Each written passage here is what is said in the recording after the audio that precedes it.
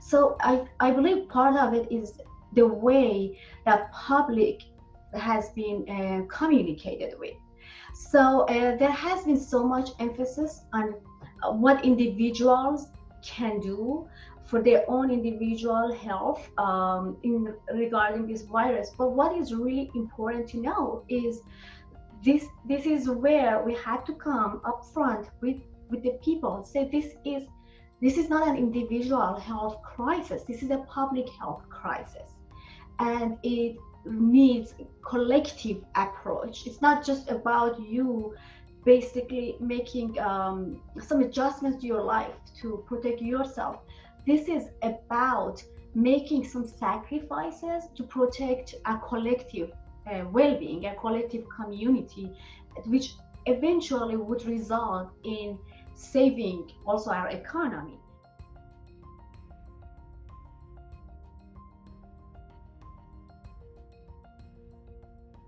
Because right now there is no vaccine, and right now there is no specific treatment that we've come up just for basically, like, I mean, pharmaceutical treatment that we've come up for this particular disease. What we have available to us are public health measures. So you actually mentioned some of these public health measures. One is hand washing, the other one is obviously wearing masks, and the other one is just staying away from each other.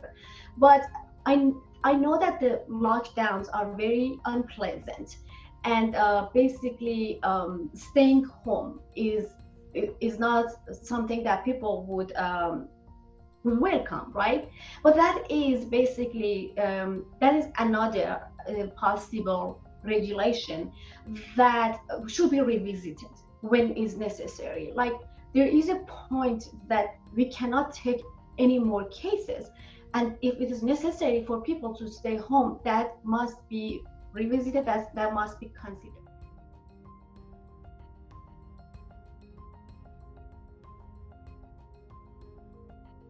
As you may know, more than 230 scientists and experts wrote an open letter to WHO saying that we have evidence that this is an airborne virus. It's not just droplet virus, because the public health approach will be different.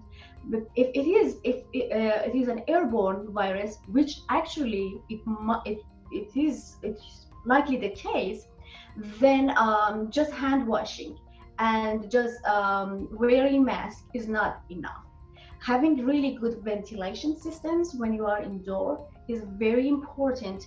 Also, you know, before, when it was droplet, you could do, especially outdoor, you could do either the social or physical distancing or wearing masks.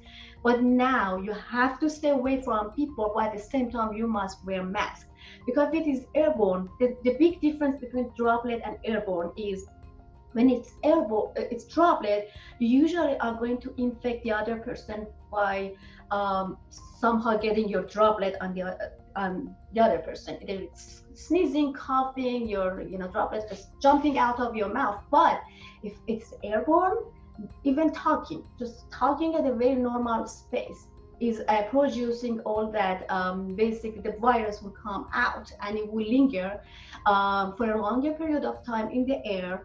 And you actually, it will be easier for people to get infected. That is why it's so important to cover your mouth with a mask, but still stay away from other people and do all other things.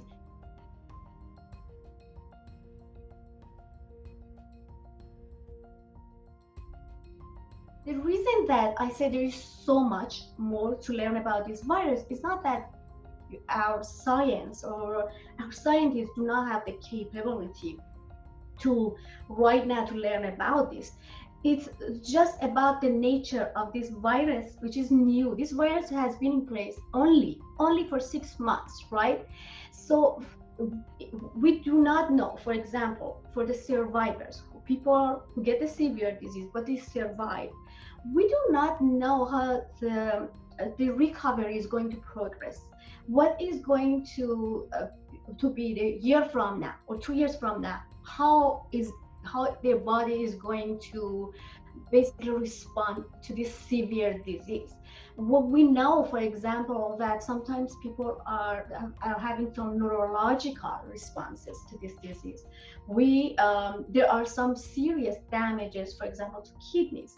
So how these are going to manifest themselves in longer term, that time needs to be coming, right? So we have not had sufficient amount of time yet. The time has not passed enough for us to learn about the further complications of this virus. And that is why I really would want for people to not to take this virus lightly, because there's still so much we do not know about that.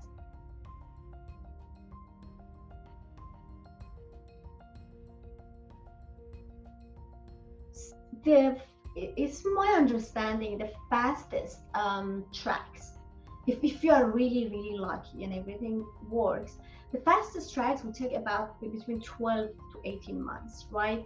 And given that there are so many countries around the world that are working on vaccine initiatives, there are just so many basically pharmaceutical companies already working on vaccine initiatives that they started working several months ago. I don't think vaccine will be available. I mean, the earliest I think it would be sometime in 2021. I don't know when in 2021. I don't think it would be early 21, but if we are lucky at some point, hopefully in 2021. But I said if this is a big if we are lucky. And every step of every phase of these trials just work the way they're supposed to work, and we come up actually with a vaccine that has a considerable amount of efficacy.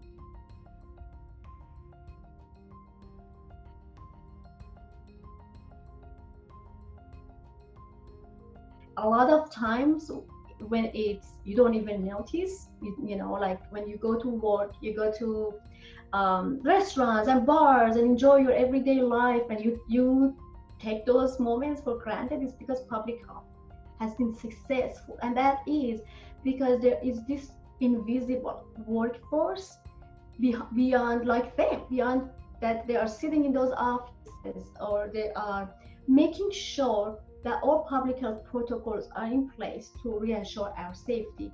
But you see, when that protocol, something happens to that, and that those protocol is not in place, every aspect of our life will be impacted.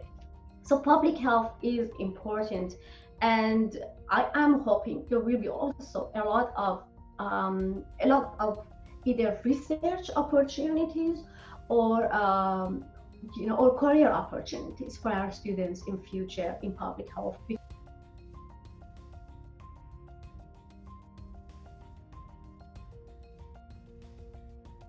And I'm still trying to understand the balance between, of course, individual rights versus public health. This is something we teach in classes. We have so many examples of where exactly is that balance is, that we can actually regulate people's behaviors in a way that their individual freedom is not violated, but also public health is intact, right? And I understand many people in this country find this situation really unsettling. I think the reason that everything is so unsettling is because this is a new virus, and every day some new information may come, and sometimes new information may invalidate the older information, and then like that really frustrates people. I also understand people will go back to what they consider their normal life, right? And just we don't want to, like today for example, I asked for this interview to be virtual because I really believe when there are alternatives for things to be done virtually, we should not expose each other to each you shouldn't be exposed to each other. That is the best way to protect everyone and our community.